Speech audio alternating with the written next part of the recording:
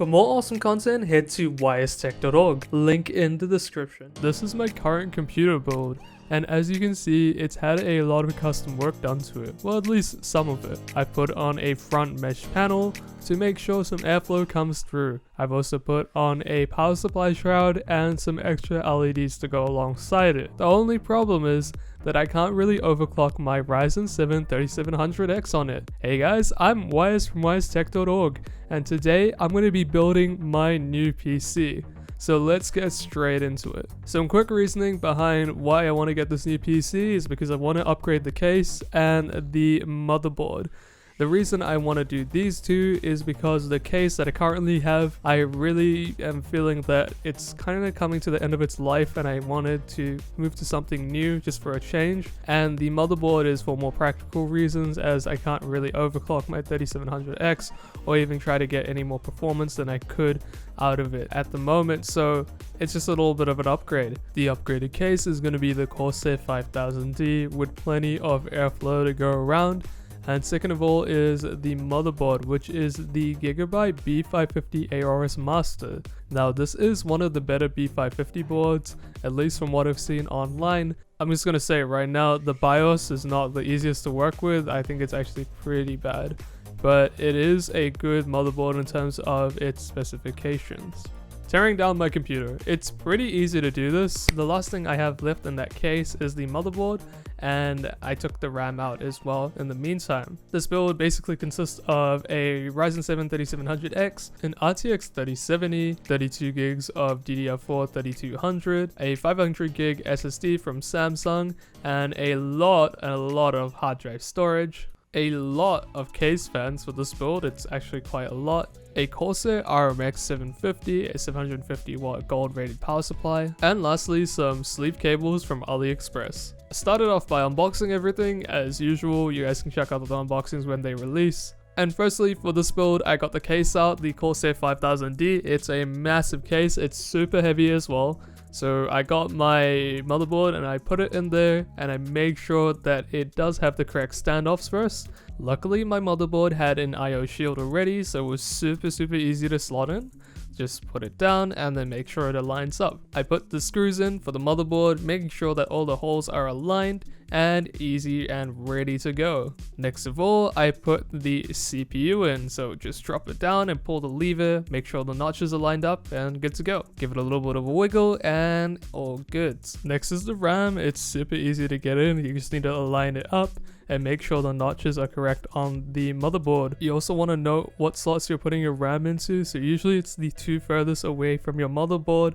As a good rule, slot them in and you're all ready to go. Next was the front panel connectors, and the only reason I did it a little bit earlier is because I had a little bit more room down below and I knew how many power supply cables would be coming through them, and as well other cables for case fans, so that's the reason I did a little bit earlier. Next was the power supply. This was pretty easy to put in and all my cables were already slotted from before, and I just need to put the cable extensions on them as well. Easy, just slot in and screw. Next I did my case fan configuration, and this did take a really long time.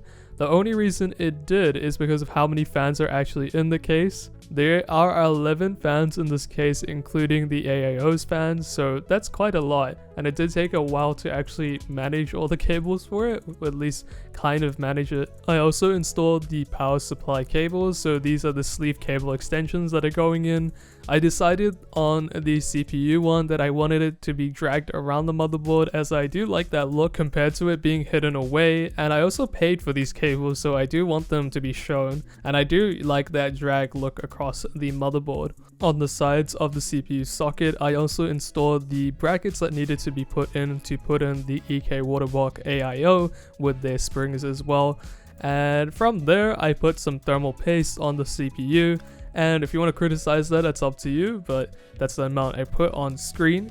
From there, I put the AIO on top and hopefully evenly pressed it down on the CPU whilst putting the thumb nuts in, and then I secured those thumb nuts as well to make it all tight and secure. There's usually a little bit of a click when I know it's done. From there, I attempted to cable manage as much as I could. I know it's not that great of an attempt. I will fix this up later when I get a wee bit more time, but at the time it was about 4 AM as I had work that same day that I was going to build this computer, so I was pretty tired from that day.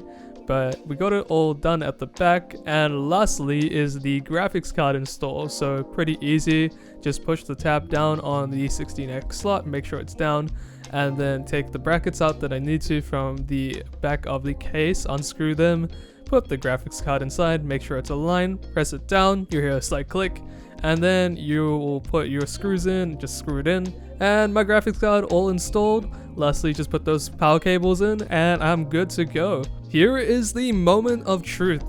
Finally, my computer is done with all the RGB that I could ever want. It looks really good in my opinion, and it did take a while to build, and it was actually probably one of the more difficult builds in terms of cable management and the sheer amount of cables. But let's see if it turns on. The fans are running a little bit, they're going a bit fast. And there we go, we've got a post on the screen. I'm so happy about that. The computer's all working. I'm currently recording on it at the moment and it's amazing. The motherboard upgrade wasn't too much of a practical difference, although I could feel the RAM operating at a slightly higher speed compared to my previous motherboard. But overall, it hasn't been too much of a change in terms of performance.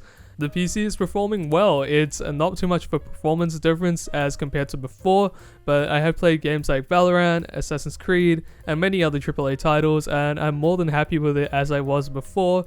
The main upgrade is generally the fans and the case, and some of the aesthetics that come along with it, but overall this performance is about the same and what I would expect. So I'm happy with that, and the build should last me a long time to come, at least for a little while. So that about sums up the video. If you guys want to see any benchmarks, make sure you drop a like down below, and if you guys want to see more DIY videos, make sure you go and check out wisetech.org for some more awesome technology content.